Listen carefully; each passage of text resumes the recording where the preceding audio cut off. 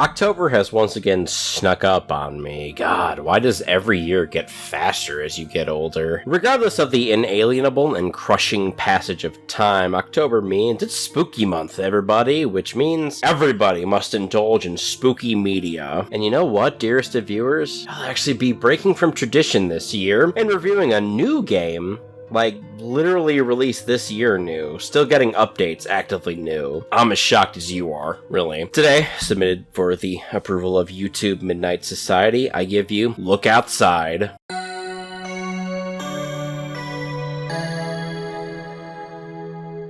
Look Outside is a 2025 indie survival horror RPG. Developed by Frankie Smile Studios and published by Devolver Digital, Look Outside casts you as an unemployed loser. One that, while you have the ability to name yourself, with specific name arrangements granting you special bonuses, is canonically named Sam, so we're going to use that name for the duration of this review. Our story begins with our fair protagonist having a rather bizarre dream. A voice calls him to his window. A flight of stairs stretches into the night sky, but just as he begins to ascend them, Sam awakens in his apartment with the urge to look outside. Sam slowly makes his way to the window, a voice from the hole in his wall urging him to do as he dreamed, because out there, it's beautiful. Well, I mean, it's the name of the game, right? You might as well. What's the worst that could happen?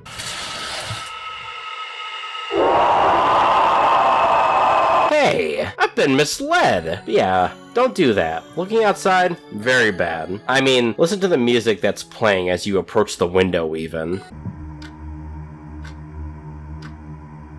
Definitely not menacing at all. Plus, if you hesitate for a moment, your peeping Tom of a neighbor will correct herself. You head over to speak with her, of course. She introduces herself as Sybil and notes that you're a jobless loser, but more importantly lets you know that this, whatever this is exactly, will blow over in 15 days. She also mentions that you should stay in contact with her since, well, with the outside world effectively being cut off, it's best to have someone to talk to so the social isolation doesn't drive you crazy. Mechanically, talking to Sybil is also how you save your game, regaling her the tales of your adventures to the apartment complex. Since you just started though, you don't have any, of course, and from there you're just kind of let loose into the game for the moment. Your basic objective established. Survive for 15 days, and hopefully whatever this is will just blow over. A humble 360 hours, which will be tracked in-game for reference. God damn, this is a nice apartment. If this was happening to me, I'd just hunker down and play video games for 15 days, which is actually kind of a valid strategy here, admittedly, but your food supplies, currently consisting of one Hungry Man dinner, some pizza rolls, and some frozen broccoli, will most likely not hold for just over 2 weeks. So unfortunately, you're gonna have to venture out there.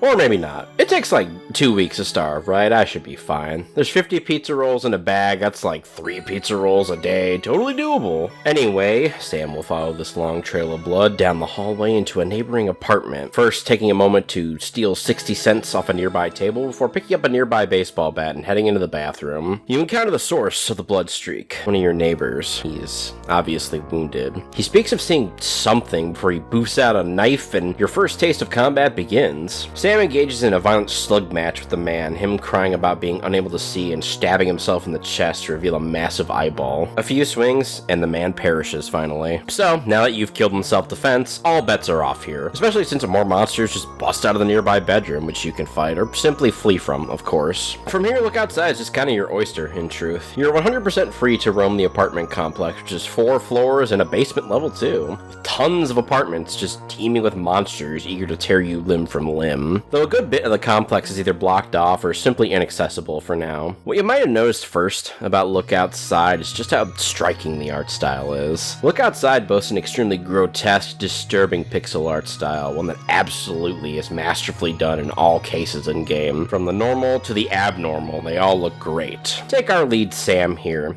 He looks absolutely haggard and fairly disturbed as he goes throughout the world. When you picture a shut-in, unemployed loser that spends all of his time playing video games, this is a perfect representation of one. Downtrodden as he might be, though, just look at that winning smile. Best part of the game's art, though, are all the horrifying monsters you run across in your apartment adventures. Eyeball-laden humanoids, pillars of tumorous, undulating flesh writhing in agony, monstrous polymerizations of man and machine, man and beast, mutated rats, and insects of all varieties as well. This game's bestiary is wide and incredibly deep. Look how cool this cop car monster is, man. I don't think I've ever seen a cooler monster design before. Hell, the game will pretty much hit you with a vastly different enemy set for every apartment you enter. Ice apartment full of ice monsters, plant apartment full of plant monsters, bug apartment full of bug monsters. There are 0 palette swaps here. All original monsters for basically every area in the game. It's very impressive work, honestly. A nice addition to a lot of these monsters is a good bit of them have normal names, which helps to drive home the fact that these creatures you're battling were once people. People that you used to know and share space with. That guy next door isn't just Toothman, that's Clint. He's a father of 3. This roach with a MAC-10 and knives? That's Clyde. You probably did laundry alongside him once, incidentally. This thing? That's Steve. He's pretty nice, honestly. He eats bandages and scrapes his scales, which you can toss to blind enemies. Okay, so the visuals are absolutely stunning. So how does the audio side of stuff stack up? Well, fantastically too. Admittedly, the combat sounds are pretty simple and straightforward, but they all work perfectly for this one. What really stands out here, though, are the combat tracks. This basic battle theme, my god, is such an earworm. I never got tired of hearing it, and I heard it everywhere I went for weeks at a time.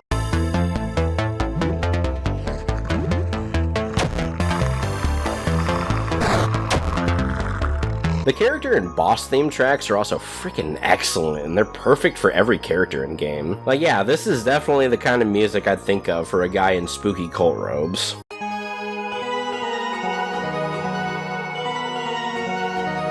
Here's what plays when you run into an encounter that just might be a little bit too tough for you.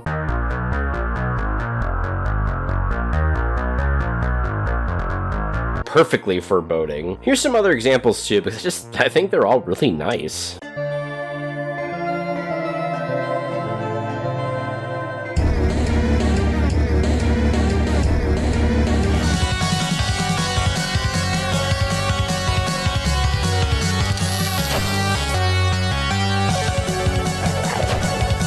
Credit to this game too. It didn't have a lot of these tracks when it first launched, but over time they've constantly added unique themes for every character. I love good music in a game, honestly. Sound is just as important as visuals, if not more important, honestly. Okay friends, so presentation is awesome, that gets you in the door, but how are the game's mechanics exactly? Well, let me go over all of those now. Look Outside actually has a decent bit of in-game mechanics that aren't strictly combat related, but let's do combat first, because it's obviously the most important. Look Outside boasts a pretty typical turn-based combat system. Combat begins when you run into an enemy, or the enemy runs into you. Your assailant takes the field opposite of you, and whatever party members you might have, of course. From here, you have a handful of options available to you. Weapons can be one- or two-handed. If you're slaying a one-handed weapon, you can wield a one-handed firearm in the other, giving you more options than usual. You'll always have a basic attack available to you with your melee weapons, and your ranged ones will also have a basic shooting attack too, of course. Each of the weapons have a specific type of damage associated with them. Basic stuff like crush, pierce, slash, and gun, alongside some fancier elemental types like acid, fire, shock, and frost, though those elements are typically reserved for more advanced weaponry, or thrown items like a Molotov or acid flasks. With each basic damage type, you also unlock a specific set of skills that are tailor-made for the weapon and its damage type. These can range from multi-hitting cleaves, executes, attacks that randomly hit up to 3 enemies, and overall way deadlier attacks than just your basic string, and all at the low cost of your stamina and maybe cracking your weapon. Yeah, weapon durability exists in this game. It has 2 stages per weapon, with the first being partially damaged and the second being completely destroyed and unusable. Don't worry though, if you just find some duct tape, you can repair anything in the game, from a mop to a katana. Your enemies, much like in an average Pokemon game, can be weak to any of these attack types, alongside being resistant or totally immune as well, of course. These weaknesses, while not directly communicated to you, can be sussed out pretty easy with a little common sense. Ice enemy? Well, fire will do them in. Plant enemy? I'm gonna guess fire works there too.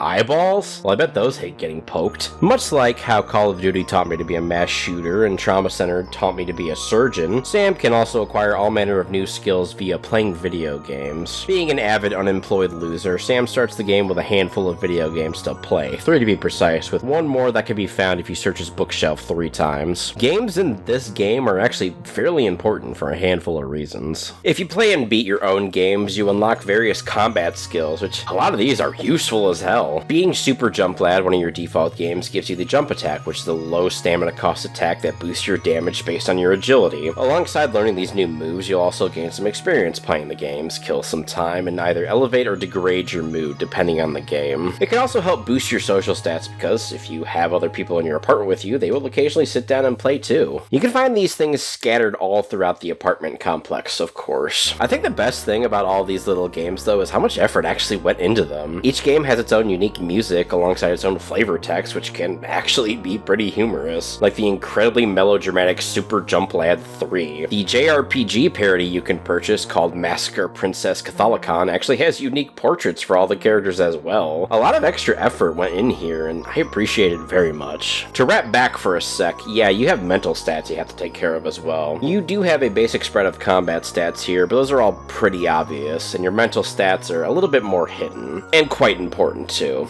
Apt considering the game's theme of sanity and isolation here. These stats are a bit hidden, with the game just informing you when your mental has taken a hit, but you can also check Sam out in the mirror if you want to check up on those brain things. If any of these drop too low, it can have tremendous detrimental effects on your stats, so be sure to make friends, sleep well, shower and brush your teeth every day too. Admittedly, I never had much problem dealing with my mental state in the game, but it's really something to be weary of regardless. The last of your more hidden stats is hunger, of course, which you combat by eating, whether it be snacks or by actually preparing food with the various ingredients in your fridge. You start with some basic bachelor chow, of course, which are each pretty meh, fairly low stamina and health gains there. Fortunately though, you won't be very hard pressed to find additional foodstuffs, as almost every apartment you break into will have a fully raidable fridge filled with quite a few different foods. Additionally, you can just pluck ground beef off the floor in certain areas.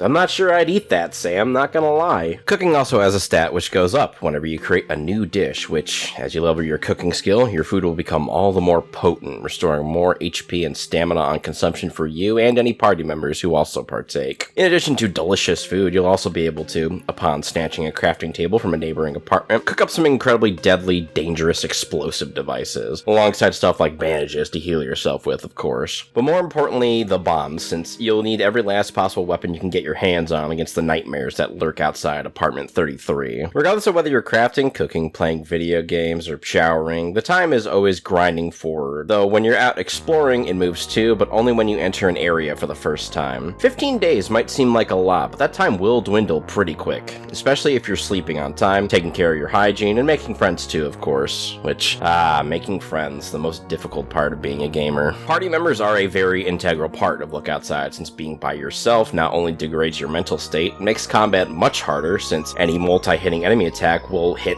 you and just you, dealing so much more damage, of course. Do you really want to be ravaged by all these feet? Don't answer that. Party members, though, are my favorite part of this game, since a grand majority of them are just complete fucking freaks. Yeah, there are some normal people that can help you. Sophie here is a child. She's a hellion, but she's just a child. Though I do have to question the morality of conscripting a child to fight against eldritch nightmares, especially when I can't arm them with high-powered handguns. That's just ridiculous. But I can make them drink liquor to restore their stamina, so, I don't know, my moral compass is all over the place. Dan, while his class is listed as creep, he's nothing more than a harmless weirdo and a streamer.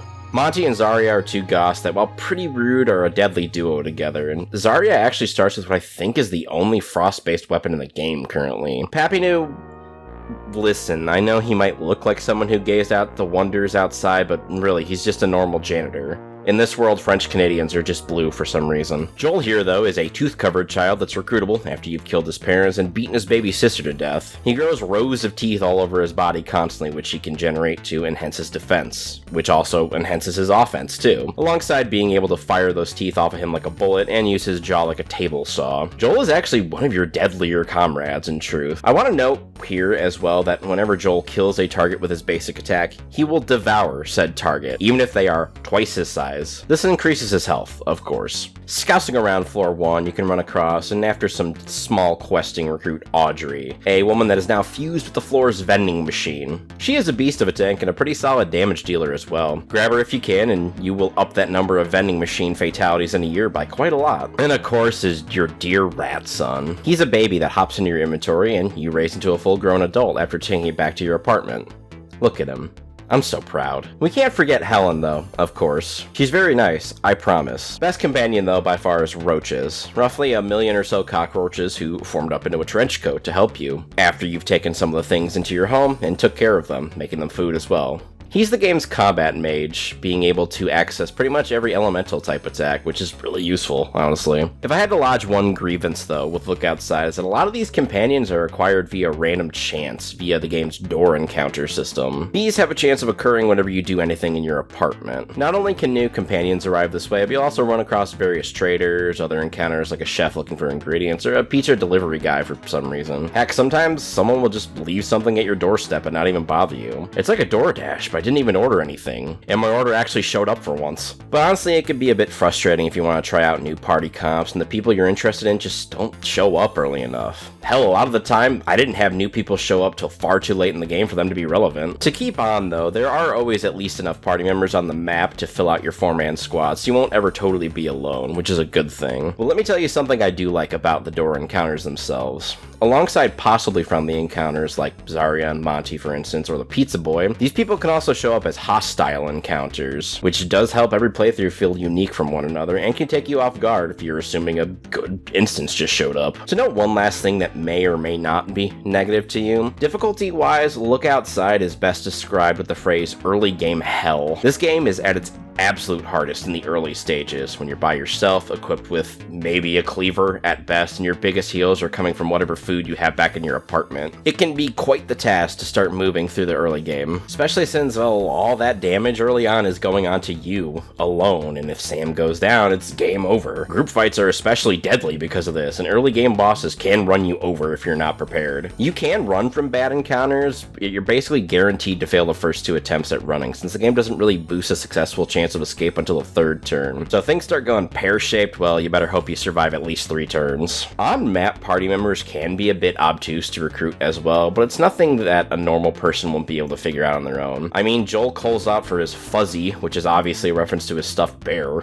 Pretty easy to suss out, honestly. If you're having trouble with a boss, though, I can recommend one piece of advice that will be helpful on your trails here. When in doubt, whip the acid flask out. Most bosses will take full damage from it, a lot are just straight weak to it, and I believe it enhances all the damage you do to a soaked foe. But once you start rolling with some homies and packing some major heat, the game starts getting considerably easier, and once you're higher level, forget about it. You unlock some really deadly shit come max level for each of your party members. But now that I've covered all the aesthetics and mechanics, it's now time to talk about the story. Now, I love this game, so I'm going to say right here, spoiler warning. Go here in the video if you just want the conclusion. If cosmic horror and cool everything interests you, stop this video now, go buy this game and play it. It's $10, maybe $8 if there's a sale going on, and it's still getting updates on top of having an assload of content already. As you explore the complex, you'll quickly run across this robe-clad fellow named Aster. Calling himself an astronomer, him and a handful of other like-minded individuals are trying to figure out the exact nature of what's going on outside. A difficult proposition, considering you can't even look at the thing. All they've managed to figure out so far is that an object was floating through space and it's parked itself here for some reason. He refers you to one of his comrades, Jasper, if you want to know more, and then tells you about a strange dream he had recently. Well, you had a weird dream recently too, so that probably means something. Going further in, you'll run into another of his group in Aurelius. He speaks of a painting of the visitor that he's seen in his dreams, and that it's secreted away in the dark somewhere, and he urges you, if you find something like that, hand it over to Jasper on the 1st floor. After you finally battle down to the 1st floor, you actually manage to find Jasper, and he's actually a lot more straightforward than his fellows. Jasper informs you that the group is looking for any 4 depictions of the visitor outside, which can be anything from images of it, writing, paintings, anything really. The visitor above seems to respond to these things, and by gathering 4 tributes, they hope to commune with it and understand it. His reason for wanting to do this is, well, they want to make sense of this all, and after so much death and devastation, well, you have to give it some sort of meaning. It can't have happened for no reason, after all. So now you have your other main objective. Acquire 4 depictions of the visitor so the astronomers can commune with the thing. Where do you get these things exactly? Well, they're basically scattered all throughout the apartment. Each astronomer also gives you a hint as to what sort of depiction they saw in their prophetic dreams, which does help you move in the right direction, of course. Your neighbor Sybil, upon returning and saving the game after you speak with these astronomers, can also provide some aid, seeming to have some sort of connection to these astronomers in the past. But they're pretty easy to figure out, honestly. This guy saw a painting? Well, there's a painter's apartment on floor 1, so it's probably in there somewhere. So your epic quest to locate or create these things begins in earnest. Alongside your 2 main objectives in the complex, you'll also run across all manner of side quests and optional boss fights that you can do for fat rewards and end endgame points. I won't be going over every side quest because, well, that'd be insane, obviously, but I wanted to highlight a few in particular, mainly because, while Look Outside masterfully does mind-bending body horror, it also blends in moments of deep sorrow, kindness, and levity with its normal horror tone. On day 2, the apartment next door to yours will open up after the Tooth Father, Clint, busts down the door and roams the hallway. You'll fight him, and subsequently Tooth Mother Madison inside, and eventually the source of the teeth infection plaguing the family, and Baby Teeth, the youngest kid in the family. Beyond them is Joel, a recruitable character, but what I really want to talk about is Benjamin, the middle child of the family. Benjamin got the bites from his baby sister way worse than everyone else, which is really saying something. He's barely able to communicate with you in his current form, but if you grab the plastic soldier from his parents' bedroom though, you can present it to him, and this is where it gets interesting. You could sit down with Ben and actually play with him, in spite of him basically being nonverbal. With a little bit of luck or help of Big Brother Joel, you have a totally awesome play session with Ben. If you do well, Ben will give you his favorite video game and access to his sweet candy stash before he finally passes away, his little body just unable to handle his mutated form anymore. Joel bids his brother a final goodbye, and you guys just move on. This is even doubly depressing when you realize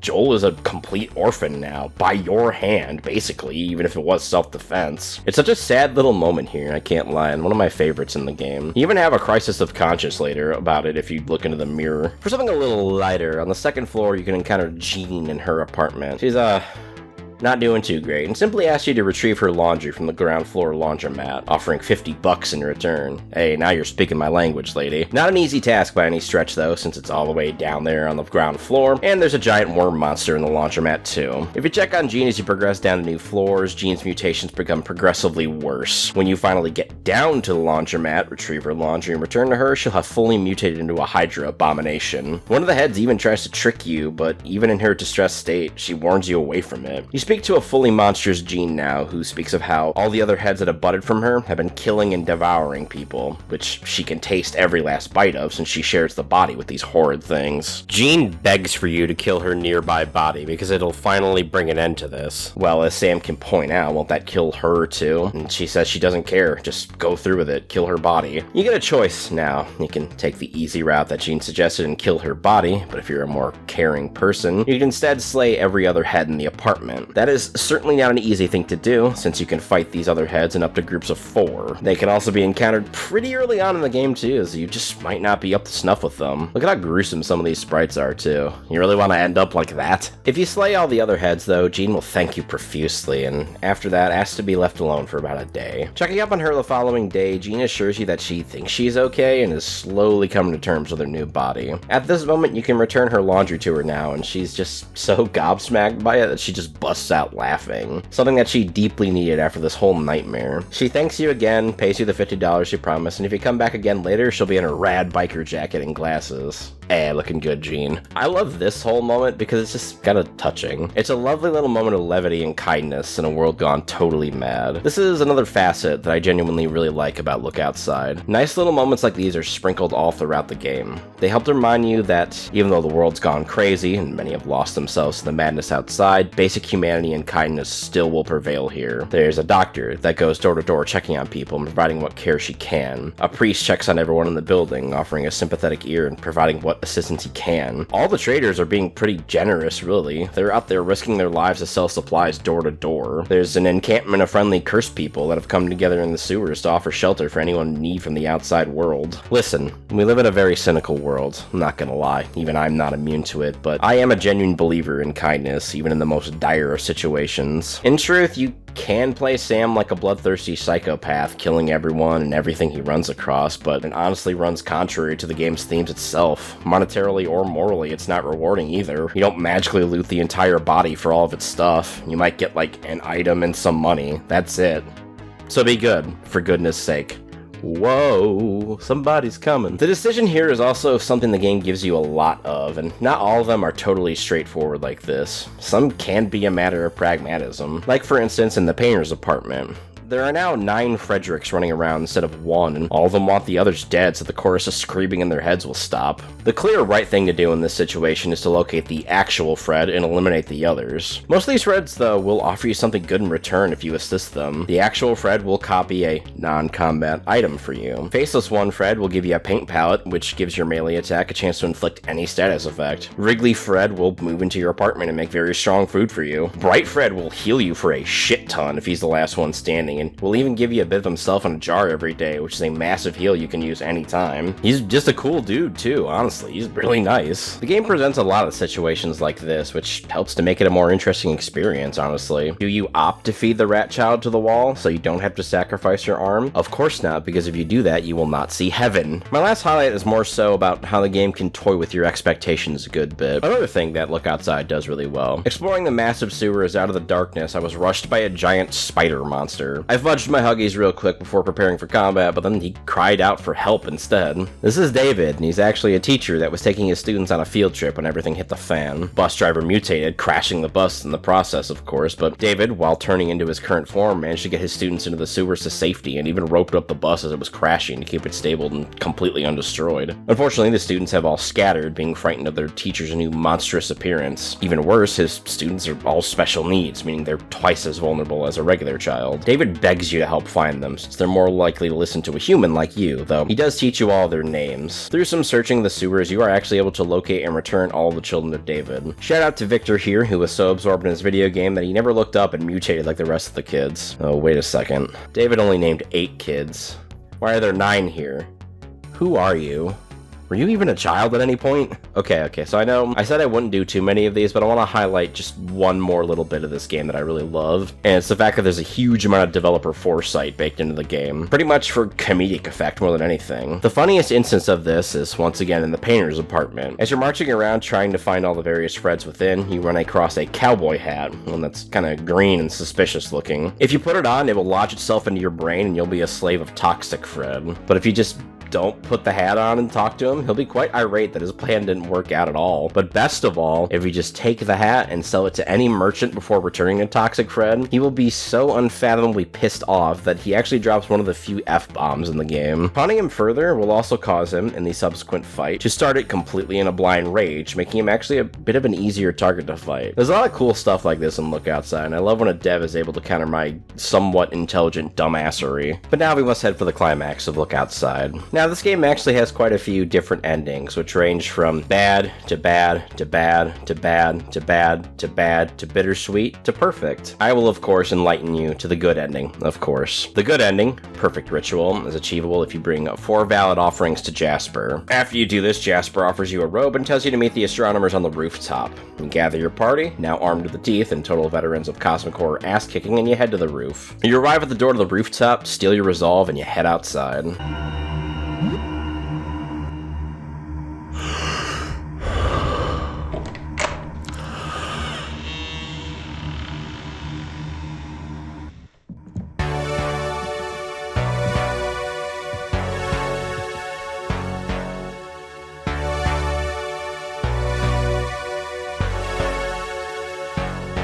You are greeted by the devastated landscape of the world around you. Undulating pillars of flesh, wreathed in eyes, bones, limbs, and their owners stretch into the skies above. Bizarre creatures glide through the sundered skies, and the world around just teems with life, spanning as far as the eye can see. This is the world now, it seems. You deliver the offerings to the astronomers, and they gather in the ritual circle to begin. The 4 offer their depictions to the entity above. The clouds part, and you are directly under the eye. The astronomers cry out in rapturous chorus as they begin ascension, turning on you and immediately attacking. You battle them for a moment before they swirl into their second form, the Chaos Quartet. Me, the janitor, a tooth child, and the first floor vending machine fought a desperate battle against the ascended form. The quartet hitting us with some of the most fierce, brutal attacks in game so far. But if you nut up and persevere, you can defeat this menace. But uh-oh, it almost immediately reforms into another monster as the world fades to white. You're thusly faced with their true ascended form, the Exalted Four, and you actually speak to them. They instantly apologize for turning on you, saying they lost themselves to the madness and it was wrong to attack a good friend. The 4 have regained control, but will only be able to maintain this for around 10 seconds, them even slowing the perception of time to make this moment last as long as possible. They urge you to run away as you cannot kill them, but they also admit this will also be your only chance to actually understand what what's happened, so ask as many questions as you can before fleeing. So if you're of the inquiring nature, you can learn as much about the invader above as possible. Where does it come from? Why is it here? Is it friendly? Anything you might want to know about a cosmological eldritch entity with godlike powers. But to run away, though,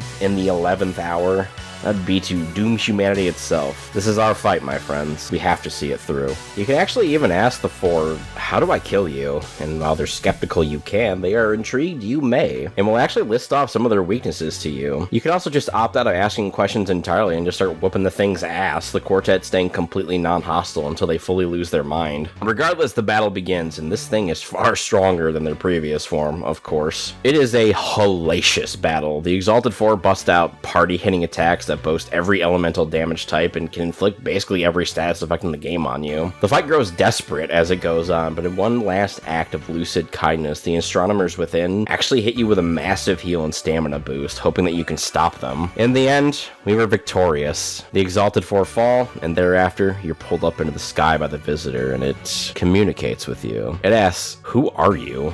What are these things you brought me?" You explain to him as best you can that those offerings are depictions of him, and this interests him, of course. You see, the Visitor honestly believed it was the only sentient being out there in the galaxy, yet traveling through space with no real regard to the planets around, assuming they were just empty. It was only after being contacted by Sybil, yeah, your neighbor, one of the original astronomers, that it stopped and turned its gaze to Earth. The Exalted Four can even confirm that it seems like only us and this Visitor are the only things out there in the galaxy, which is honestly fucking terrifying, really. The Visitor seems earnestly interested in you as well as the planet because there's intelligent life here. It even kind of struggling to understand at first that you and he are totally different entities, but he comes to understand that fact pretty quickly. You then tell him that you're destroying the planet, and the Visitor reacts in shock, immediately expressing regret for his actions and offering to leave. Though before he goes, he does offer to show you his full form, as what you're looking at now is barely a fraction of himself. Obviously say no, because that would simply be too much for your little mind to handle. The Visitor says goodbye, and he sends you back down to Earth. In the perfect ritual ending, Sam will return to Earth, but very quickly begin mutating due to his extensive exposure to the Visitor's influence. Sam transforms into a massive aberration of flesh, coated in millions of eye stalks, limbs, and mouths as well. Even through this horrible mutation, though, somehow Sam retains his sanity. While it certainly will take him some time to get used to this new form, he doesn't hesitate to begin using his newfound powers to help the remnants of humanity, and even aids in reconstruction efforts all across the world. 1/4 of humanity's population was wiped out, and we nearly lost everything to despair. But Sam becomes a beacon of hope and Earth's guardian. Sam, once a friendless, unemployed loser, is now the protector of Earth and friend of every last person there. The end. Perfect ritual. Before I end this one, though, I'd like to take the time to note one very interesting thing about this game, and that's, even though this is a survival horror game, there aren't any real bad guys here. People attacking you, well, they were just driven insane by the Visitor's influence, and they can't control themselves. The astronomers, I feel like in any other game, the dudes in the spooky cloaks wanting to contact the Visitor would be doing it for selfish or even evil ends outright, but their quest was one of knowledge. The Visitor itself isn't evil either. It didn't even know it was hurting you until you told it, let alone that there was anyone else in the galaxy. In fact, the only person that can really be evil in this game is you. But I'll bring this one to a close now on that note. It's not often that I come across a new game that I care about, let alone one that blows me away, but Look Outside is a game like that. Look Outside is an utterly fantastic video game. It's fun, the monsters are creative and utterly grotesque, your party members are the fun kind of quirky and weird, the music is awesome, the side quests are just as memorable as the main one, and it's just an utterly memorable game to play through. It's also perfectly blended together, the horror, the kindness, the absurdity too. One moment you could be trying to find disabled kids in the sewers, and the next you can enter an apartment and Kamen Rider will come flying out of the shadows to beat your ass. It never felt odd, honestly. Every encounter just felt like, yeah, that's fine. That's the world now. It's just such a great experience, honestly. Even better, this one is still getting updated, with a big one scheduled for Halloween this year, which is good because even with all the stuff that's been added, there's definitely a couple unused bits that have to be coming. At least I think so. The unlabeled video game cartridge, for instance. That's gotta be something. plumbing tools, which I collected a bunch of, are used for nothing currently. Hell, there's this monster in the basement that calls you out by name specifically and warns that he's too far gone for you to recognize. That's gotta be someone significant, right? It's also a personal request, but I'd like it if we got the perfect ritual ending at least, that we learn what happens to all of our party members. What becomes of Pappy and Roaches, Joel, everybody really, I want to know. For all the current content this one has, though, it retails for just $10, an absolute steal. If you're looking for a fantastic survival horror experience, play this game. You will not regret it. Anywho, this one ends here now. As always, dearest viewers, my name is HadesManticore, and this here channel is CityStateManticore. Thanks a ton for watching if you did. Be sure to like, drop a comment, and subscribe, because as always, more content to come. Have a very happy Halloween, and I'll see you all in the next video. Goodbye.